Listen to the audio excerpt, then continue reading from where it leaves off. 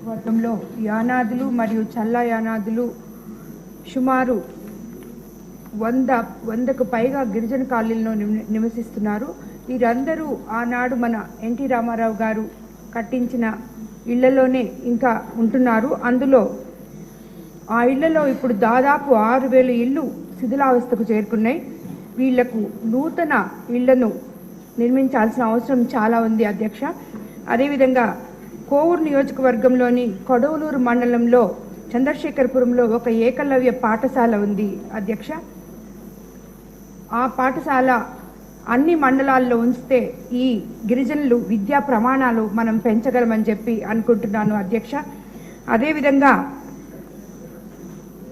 ఈ గిరిజనులకు ఆధార్ కార్డుల జారీలో సమస్య ఉండటం వలన ప్రభుత్వ పథకాలు ఏవి కూడా విద్యార్థులకు కానీ తల్లిదండ్రులకు కానీ ఎవరికి దక్కటం లేదు అధ్యక్ష. కాబట్టి ఒక స్పెషల్ డ్రైవ్ తీసుకొని ఆధార్ కార్డులు అందరికీ అందేలాగా చూడాలని మీ ద్వారా నేను తెలియజేసుకుంటున్నాను అధ్యక్ష. అదేవిధంగా ప్రభుత్వం యానాది కార్పొరేషన్ ద్వారా అధిక మొత్తంలో నిధులను కేటాయించి ఈ గిరిజనుల అభివృద్ధికి తోడ్పడాలని కోరుకుంటున్నాను అధ్యక్ష. ధన్యవాదాలు.